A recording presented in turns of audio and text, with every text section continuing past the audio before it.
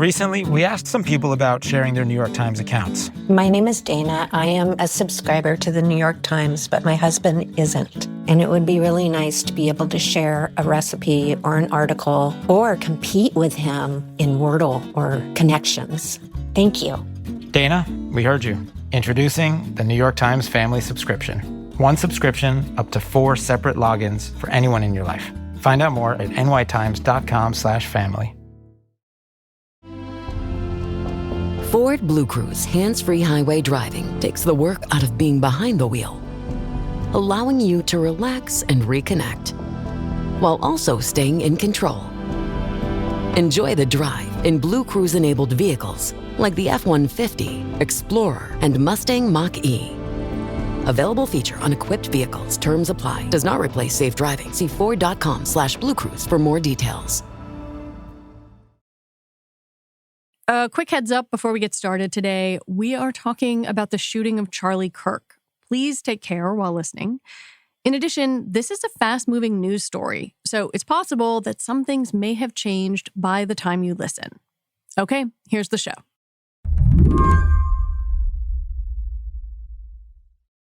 I'm really sorry to start out our interview this way, but I wonder if you could describe for me when and how you came across the video of Charlie Kirk being shot.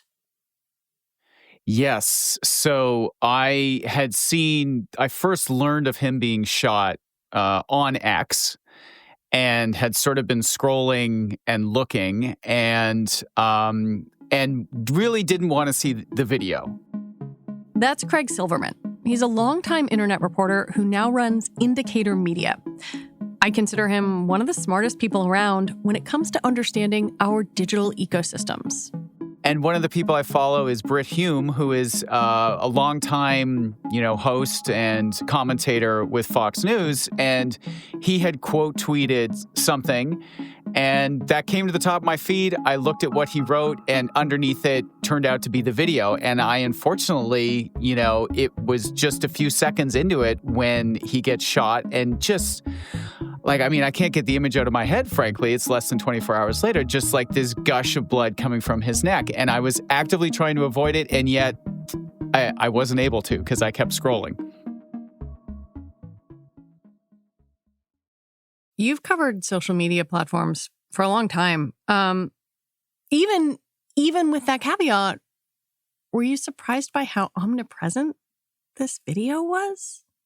It's obviously not the first time that a really violent video of someone's death or of a mass shooting has kind of spread, but I did find it more on my timeline than I would have wanted or hoped and maybe would have expected. I think the goriness of it and how much people seem to have no hesitation about either posting it themselves or, retweeting, resharing across different platforms.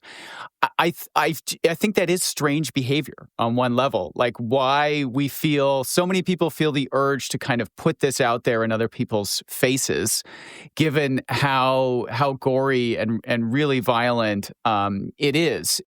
I guess I wonder if you are a person who is on social media right now, and we will differentiate the strains of social media later, but if you are a person who is on social media, should you expect that violence is going to be a part of your feed, even if you don't want it to be?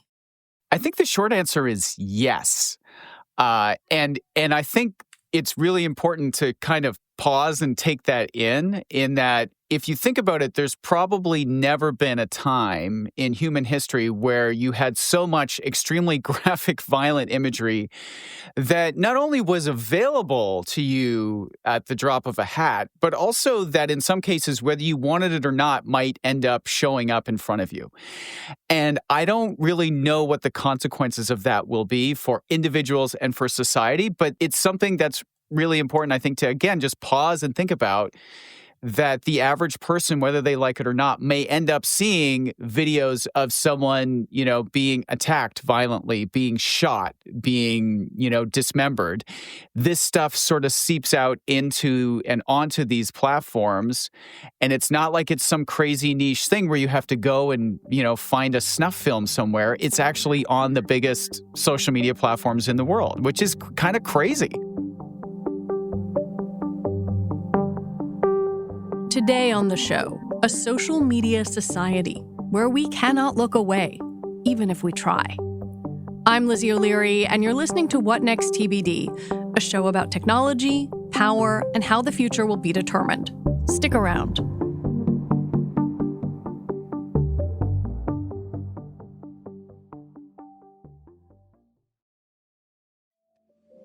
Finding great candidates to hire can be incredibly time-consuming. Have you experienced finding the right candidates, but they're not actively looking for a job, or sorting through resumes and waiting for the right candidates to apply? Well, the future of hiring looks much brighter because ZipRecruiter's latest tools and features help speed up finding the right people for your roles, so you save valuable time. And now you can try ZipRecruiter for free at ziprecruiter.com/TBD. With ZipRecruiter's new advances, you can easily find and connect with qualified candidates in minutes. See a candidate you're really interested in? You can unlock their contact info instantly. Over 320,000 new resumes are added to ZipRecruiter monthly, which means you can reach more potential hires and fill roles sooner. No wonder ZipRecruiter is the #1 rated hiring site based on G2. Use ZipRecruiter and save time hiring. 4 out of 5 employers who post on ZipRecruiter get a quality candidate within the first day. And if you go to ZipRecruiter.com/TBD right now, you can try it for free. Again, that's ZipRecruiter.com/TBD. ZipRecruiter, the smartest way to hire. At Sierra, discover great deals on top brand workout gear, like high-quality walking shoes, which might lead to another discovery. 40,000 steps, baby. Who's on top now, Karen? You've taken the office step challenge a step too far. Don't worry, though. Sierra also has yoga gear. It might be a good place to find your zen. Discover top brands at unexpectedly low prices. Sierra, let's get moving. I think we should explain for our audience, because people who are tremendously online, and many others, were no doubt aware of Charlie Kirk, but who was he? He's a very important figure in the MAGA movement. He has become a very big right-wing media figure.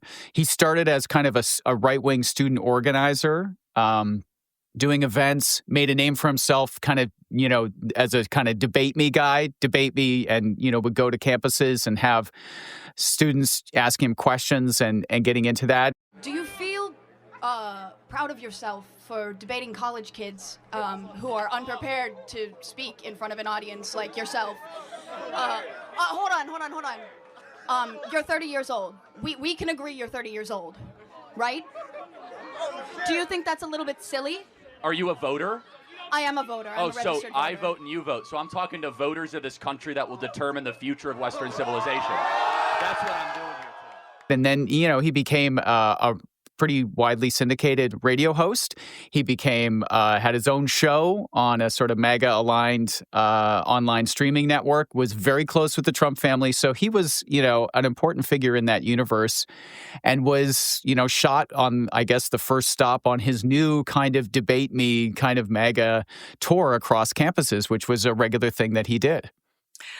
I think it's important to talk about how the right-wing media ecosystem and social media specifically, and I'm including the transformation of X since Elon Musk purchased it, contributed to Charlie Kirk's specific rise, because it was a big part of his exposure network. Absolutely. One of the things that Trump and the MAGA movement have done really well is to kind of seize upon our new digital media and information ecosystem and bend it to their advantage. I think one of the things that he realized, and that I think Trump realized, relatively early on was that kind of, to a certain extent, extreme wins on social media. When you have just a massive amount of information and content out there sloshing around, people posting this and that, how do you actually stand out when the average person might have just a huge amount of content in their own feed? And you stand out by doing things that kind of shock people, that get them angry, that get them really happy. It's got to stand out from the other things. And when it does, people share it, they like it, they make comments that are angry or encouraging. And that helps you rise to the top of a system where, whether it's Facebook or something else, they're trying to figure out which content to show people to get them to engage and spend time. And the stuff that gets them to engage and spend time is the stuff that sticks out. It is extreme. And so Charlie Kirk being willing to say things that were more extreme, being willing to go out and generate content of him getting in an argument and, owning the libs, that worked really, really well. It generated attention because people who were aligned with him loved it and saw him fighting the good fight, and people who disagreed with him hated it and were outraged by it. And he won either way. It's taking the thing that the Trump administration figured out on Facebook in the 2016 presidential campaign to some exponential power. Absolutely, and building kind of a network around it. They had a presence on campus, and they had events and things like that. But the events, in a lot of ways, like, one, they were organizing events, but also it was like content generation, because you could have an event of him, debating and owning a lib, and so then it just it fed the cycle of it. And so he was a content machine. I mean, this guy, he was on video, he was on radio, he was doing live tours, he was running events, and all of that meant he was kind of omnipresent, to the point where, he was featured in a recent South Park episode. That's how, well-known he was. And now the footage of his shooting is content. And I don't even know what to do with that, because it feels like law enforcement is in many ways using the same tools that regular person with a cell phone standing in the crowd, people are watching this online. What do you make of the situation when we're basically all, for good and ill, online investigators? Yes. I mean, this is one of the things with this case that we're already seeing kind of play out, because, there's somebody who's brought into custody very quickly after Kirk is shot. And so there's footage of that, of people filming this older guy being sort of kind of dragged away. And immediately, it's like, okay, somebody's in custody and we have video of the guy. But it turns out, he gets released. And then they get another guy. And so then everyone's like, oh, who is that? And what's the custody? And we also see videos of, potentially the shooter on a roof.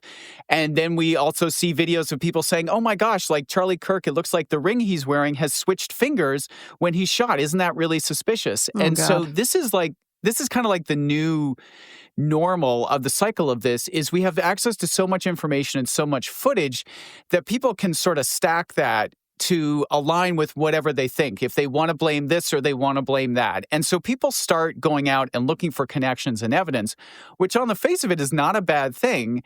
To be an evidence-oriented person, to try to figure things out and make sense, is very, normal and healthy. But there's so much content that you can basically, shape it and forge it to be whatever you want it to be. To the extent that there was a guy who looked enough like the older dude that they had initially taken into custody, who actually lives in Canada, and people did facial searches on the dude being taken in, and it sort of matched this random guy in Canada, and all of a sudden he's being called out as the person who maybe shot Charlie Kirk. And this is, again, this is really common. And one of the reasons is just, the access to all the footage and information. And the other part is human behavior, which is we are always trying to make sense of the world around us. And when we lack information, like someone being caught and, said, this is the guy, we're trying to fill in the blanks and trying to explain what is a shocking and crazy event, and looking for explanations and looking for connections. It's very human, but, the results can really go awry. Before we talk deeply about content moderation, I actually want to talk about two historical examples that I think are kind of informative. One is the JFK assassination. If you go back to 1963, right, we have Abraham Zapruder taking this film. Not a lot of people had cameras. But one of the things that is so striking to me is Zapruder made 3 copies of his footage. He shared it with investigators. But most people, even after the Warren Commission, did not see the key frame 313, until Geraldo put it on TV in 1975. And we're all seeing this stuff in real time all the time. I don't know. Does it somehow feel more flimsy or more important or less important because there are 30,000 versions of the event instead of one? On one level, the positive, of course, is that, that film should have been shown to the public. It should have been accessible. And the amount of gatekeeping that could happen at the time of the Kennedy assassination between the FBI, between major news media, between the government, they were able to have a very tightly controlled release of information. I mean, even the Warren Commission, you had the longtime former head of the CIA, Dulles, who was on that, and his agency, to a lot of people, had a lot of things to answer for, and so the positive is having all of this information and being able to defeat a gatekeeping tendency that might be there from government agencies, media, et cetera. The sort of other part of that, of course, is it is out there, it is swirling and swimming around. And the idea of being able to logically assemble this stuff and verify it and do the work of journalism and analysis, that can't happen instantly. And so it is trailing behind just huge amounts of content and speculation and stuff that exists between true and false and that kind of thing. And, it's just progressively over the last 15 years just become increasingly that way. I started kind of really focusing on and researching this kind of thing, spread of rumors in the social media environment, almost 15 years ago. And, we saw the early seeds of this. It would happen in Arab Spring and other things like that. And today, it's just the acceleration of it is what stands out to me. There is so much content. People are leaping to conclusions so quickly. And people are swirling up and setting their own narrative so quickly that for someone to actually stand back and try to pause and make sense of it is very difficult because so many people are telling you what to think and showing you what seems like evidence. And it's hard for people to distinguish, I think. If you think about the spate of beheading videos, mostly by ISIS in the middle part of the 2010s, though we could go as far back as Daniel Pearl in 2002, those were on the internet. But you had to look for them. Platforms tried to take them down. And I wonder if you could talk about the distance you see between that moment and now. Yeah, if we go back to around 2015, which was when the sort of ISIS beheading videos, they were so omnipresent. And I think it's important to note because it was a strategy by ISIS. Yes. They wanted to do these beheadings. They wanted to make news with them. They wanted this to be their calling card, one, to sort of scare the West and the infidels, but also for recruiting. And it was effective at recruiting. And so at that time, that was kind of a remarkable thing because as you say, yes, videos had existed, but you really had to go looking. You had to find them. They weren't as omnipresent, whereas ISIS was we want this in front of as many people as possible. So there was a plan for distribution of the beheading videos, and they shot it cinematically to do this. And so that, I think, is a really important moment. And the platforms were not really prepared. They hadn't really seen someone prepare to deliver this and spread it. And then, of course, because it is so shocking and so extreme, it's very hard to put the genie back in the bottle because people are going to engage with him. And so at that moment, that's where a lot of the social media platforms realize okay, we have to think about how we're going to handle this stuff. We have to think about how it flows across platforms. And they basically have been, trying to chase that for the last 10 years. And I feel like there's an element where we've now, at this point, 10 years later, have just come to accept that there's a certain amount of that stuff that's going to be out there. maybe part of it is because the people producing it and people who are trying to generate engagement realize how good that stuff and well it performs. Oh, God. So there's just more of it now, it's a little more present, and the platforms have thrown in the towel in some ways. Well, yeah, let's talk about that, because there was a time in which the platforms invested a lot, money and people and algorithms, in content moderation. Do you think this Charlie Kirk video would have been as omnipresent in that moment? I think with this video, one of the tensions that is inherent in it is, it is newsworthy in a sense. It is not a planned execution. In a way it was, but in terms of like the filming of it and the broadcasting of it differs from the ISIS videos in that sense. It's a newsworthy event that happened. And so there is, I think, a genuine point that we shouldn't ask the platforms necessarily to instantly suppress everything. One, I don't think they can, because they're so big, they don't even know what's on their platforms in a genuine sense. But also, to go back to the Kennedy example, we don't necessarily want an information environment where someone can just turn a switch and then everything, of a certain type is gone. And so there's a tension with this, where in a way, like should it be instantly banned? Probably not. Is that possible? No, in our current environment. But it's also like thinking about what the policies are of these companies. So if we take Meta, the biggest of them all, what they try to do is they try to apply sort of sensitive content labels to warn people, to prevent them from accidentally seeing someone being shot in the neck. They try to prevent the material from being shown to people under 18. And if the family of the victim reaches out, they will then make an effort to fully remove it. And so that's why I say in some ways they've kind of thrown in the towel, because they've decided like there's a certain amount of this stuff that has to spread and has to be there. Where the rollback of moderation really is important is the amount of times it shows up in different people's feeds. I think there was a time maybe 4 or 5 years ago or what have you, especially in the wake of the mass killings in Christchurch in 2019, where they would have really made a big effort to suppress distribution. Which were live streamed on Facebook. They were live streamed on Facebook. And not only was it live streamed, and a few thousand people, I believe, watched it, but after that, the video itself, the capture of the live stream, was uploaded continuously, almost in what appeared to be, and no one knows for sure what happened, but appeared to be like an orchestrated attempt to get this in front of as many people as possible, almost mimicking the sort of ISIS approach. And so like that sort of reminds us that there are often times where, these acts are done to get the attention and to get it to spread. And the platforms have a responsibility to responsibly figure out how to handle this and not enable it to be a propaganda, conversion moment, but also to not step into the realm of being, complete and total censors. So in fairness to them, like that's a tough balance to walk, but also they have made choices to roll back some of these systems that they had in place. And that is a choice they made. But then you also have the owner of one of the platforms tweeting the left is the party of murder.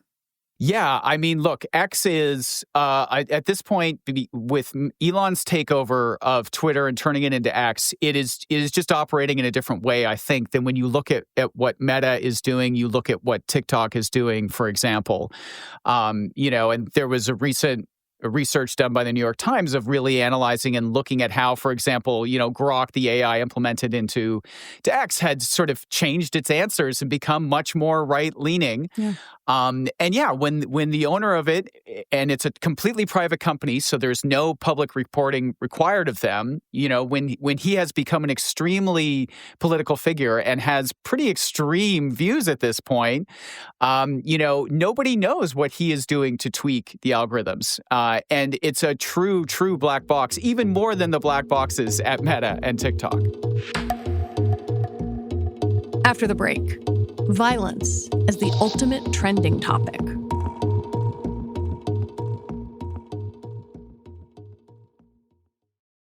This episode is brought to you by Saks Fifth Avenue. Saks Fifth Avenue makes it easy to get creative with your personal style and find the best arrivals for fall. Whether you're trying out the latest fashion trends or curating a closet that stands the test of time, Saks has you covered. Saks makes shopping feel personal. Their trusted in-store stylists are there to guide and inspire you, helping you find pieces that fit every aspect of your lifestyle. Prefer online shopping? Saks.com offers a curated selection tailored to your taste. From new arrivals by your favorite designers like Prada jackets and Gucci loafers to stylish pieces for your everyday needs. Whether it's date night, a vacation, a special occasion, or just lounging in style, Saks helps you find the perfect look for every occasion. If you want shopping to be fun and easy, then head to Saks Fifth Avenue for inspiring ways to elevate your personal style every day. And Doug. Limu and I always tell you to customize your car insurance and save hundreds with Liberty Mutual. But now, we want you to feel it. Cue the emu music, Limu. Save yourself money today. Increase your wealth. Customize and save, we say. That may have been too much feeling. Only pay for what you need at libertymutual.com. Liberty, liberty, liberty, liberty. Savings vary. Underwritten by Liberty Mutual Insurance Company and affiliates. Excludes Massachusetts. Change is always happening. But no matter what changes in 5 years, there's one thing that will stay the same. The price of your internet. With the Xfinity 5-year price guarantee, you get 5 years of the most reliable Wi-Fi. With our best equipment included, for a price that stays exactly the same. Restrictions apply. New residential customers only. Taxes and fees extra and subject to change. Most reliable Wi-Fi based on Open Signal Awards USA. Fixed Broadband Experience Report, August 2024. Well, what are the other platforms doing with this now? Like, do we have any insight into how their content moderation operations were acting around this Charlie Kirk video? They haven't really said much. So, YouTube has said publicly that they have, restricted it. They put some sensitive content warnings. They've also tried to restrict it from being shown to, any accounts belonging to people under 18 years old. Meta has not really said anything specific, but they have pointed to their sort of violent and graphic imagery policies, which again outline the idea of, there is some stuff that they will remove, but there's a lot of stuff that they sort of prefer to just, label and restrict its distribution. And so, they like, for example, it's against the rules on Meta's platforms to post any kind of imagery showing dismemberment or burning or charred people or throat slitting, live streams of capital punishments. I mean, it's just crazy to even read these policies because that they've been written because stuff like this something has happened. Actually gone on their platforms. Exactly. And so they sit and they write these things out. And so the most violent kind of stuff they are trying to do that with. But they also, a lot of times are just trying to apply sensitive content labels and not have it being widely distributed. Which goes back to this thing you're talking about where sensitive, graphic, horrible content can often act with a purpose or as an accelerant. I'm thinking about the video of Irina Zarutska, a Ukrainian refugee who was stabbed to death in Charlotte, North Carolina, and her death and the video of that has also become subsumed into the right-wing social media distribution system. And I don't know how to pull apart these realities because it does seem like, depending on what platform you're on, you could be in a totally different reality from someone else. Absolutely. I mean, I feel like the video of the Ukrainian refugee and of Charlie Kirk have been kind of like the bookends almost of the last, couple of weeks, particularly on X. I mean, yeah. Again, to go back to Elon Musk, I mean, he has been tweeting stuff about that video. He has been tweeting a lot of other sort of graphic stuff about grooming gangs and so there has been a narrative that has been, I think, very consciously being put out there related to crime and related to immigration and all of these kinds of things. And the reality is that it does feel like there are times where a particularly powerful piece of imagery, like a video, like that woman, unfortunately being, stabbed on that public transit. It's a very powerful and shocking video. And because of that, people look at that to a certain extent and they see, oh, this is good raw material for my narrative and my messaging, and I'm going to use this and I'm going to push this. And, you don't necessarily need to show the whole video. Most of the stuff that I've seen of the video of her was not the full video, but just the screenshots or like a short one of her just sitting down in front of the guy. And the ominous element of that is kind of enough to convey your point. And it's just like, I think it's maybe a little facile, but the reality is like just everything is content and everything is narrative these days. Like so much gets used as ammunition, particularly with how fractious and polarized the U.S. is. People are just looking for this kind of ammunition all the time. And the stuff that works is the stuff that gets people outraged. And so that is often, very violent, extreme things that have happened. That's what gets people exercised. And that's what makes your point that you're trying to make seem even more powerful. And this is where I wonder where this crosses to people who honestly might not have known who Charlie Kirk was. Who do not spend their days on X.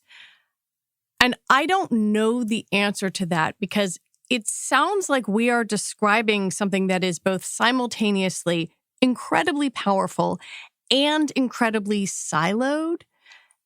And because traditional media companies are in, frankly, pretty dire straits, and a lot of kind of the standard kinds of gatekeeping have collapsed for better or worse,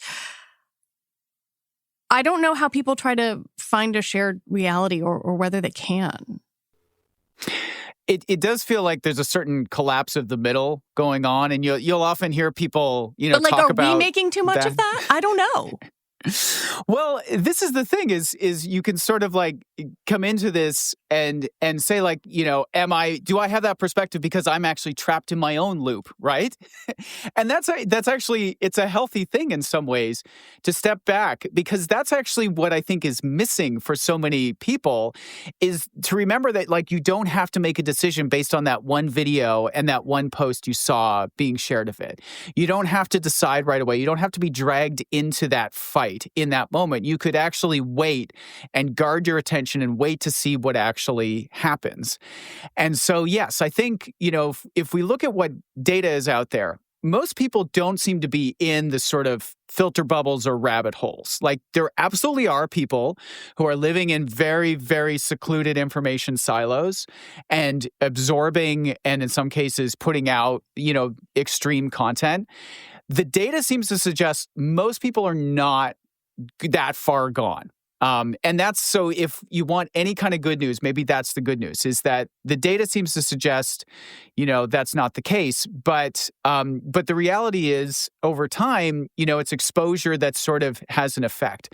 And so, the more and more people are battling, the more and more these sort of narrative wars are going on, the more that some people might be getting cleaved one way or another. And I think, people having the ability to sort of pause and not get trapped into the scrolling and feel like you have to make up your mind and feel like you're getting a rise out of yourself of consuming the outrage-oriented content. That's, I think, one of the first ways of kind of, if you want to think about it, taking back the middle or taking back your own cognition, is a little bit of patience, a little bit of, hesitancy and pulling back is kind of like the first good step, because people are trying to get you excited and exercised, and you have to find a way to guard against that. The media has been grappling with how to cover violent events for a long time, right? Like, even when we think about school shootings, do we name the person? Do we not name the person? Does that glorify them? And it does make me wonder how, particularly when you have this collapse of distance where you can have a violent event in the palm of your hand and spread it with 2 taps, does it make violence seem less real, more gamified when we do that? Or are we still shocked when you suddenly realize that no matter what you think, that's a human being? Yeah, look, I mean, the reality is that vicarious trauma is real. So if you are consuming and exposed to this kind of content with any kind of frequency, it will affect you as a person. So that's one thing I think people should understand. And so there's like, in a way, a crazy social experiment happening where more people are seeing more graphic, violent content than ever before. And we don't really know what the effects of that will be. We know what vicarious trauma looks like. It can have a huge toll on someone's life. And this is, usually people who are like, journalists who are looking at a lot of graphic footage for verifying or what have you, people, working in human rights who have to look at it, these kinds of things. It can have a real effect on how they live and their personal relationships. And really, it's a deteriorating effect on those things. And so I do worry, like, what is the overall effect that might happen as people are seeing more of this stuff, of the more graphic imagery is out there. And the thing to also note about that is it's not even necessarily newsworthy big events like this. There are people who are absolutely posting extremely graphic, violent content for engagement on these platforms to make money in some way. And the way that to reinforce this is that earlier this year, after Meta rolled back a bunch of its automated systems for moderation, there was basically this explosion of extremely crazy graphic content that a bunch of people on Instagram Reels experienced for a certain period. We talked about this. You came on the show. This is it. I mean, and this was like, people couldn't believe what they were seeing. There were like elephants crushing people. There were people being beheaded. And the crazy thing was, it's not like somebody just immediately uploaded this video trying to reach people. This stuff is swimming around on Instagram and Reels because people are posting it to get engagement. And so it's there. And some people are getting this in their feed. Most people aren't supposed to, but some people are. So, yeah, I mean, I think the short answer is, like, we don't know what the effect is going to be for society to have this kind of stuff accessible and out there. And that's, a really worrying scenario.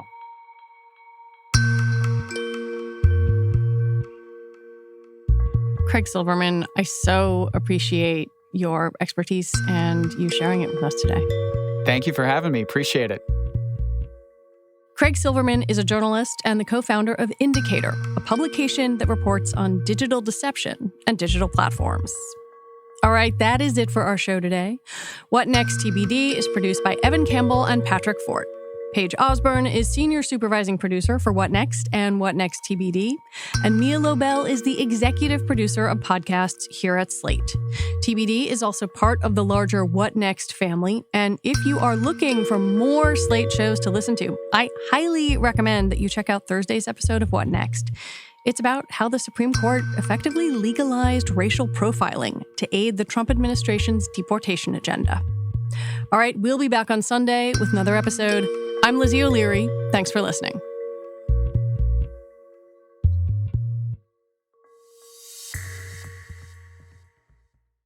This episode is brought to you by Saks Fifth Avenue.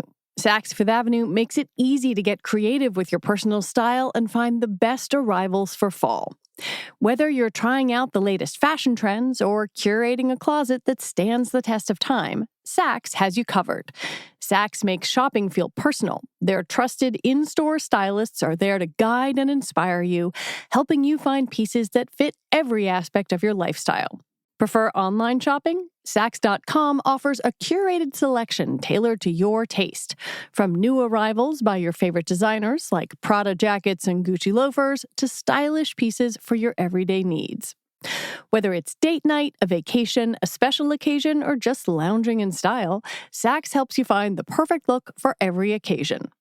If you want shopping to be fun and easy, then head to Saks Fifth Avenue for inspiring ways to elevate your personal style every day. With Robinhood, not only can you trade individual stocks and ETFs, you can also seamlessly buy and sell crypto at low costs. Trade all in one place. Get started now on Robinhood. Trading crypto involves significant risk. Crypto trading is offered through an account with Robinhood Crypto LLC. Robinhood Crypto is licensed to engage in virtual currency business activity by the New York State Department of Financial Services. Crypto held through Robinhood Crypto is not FDIC insured or SIPC protected. Investing involves risk, including loss of principal. Securities trading is offered through an account with Robinhood Financial LLC, member SIPC, a registered broker-dealer.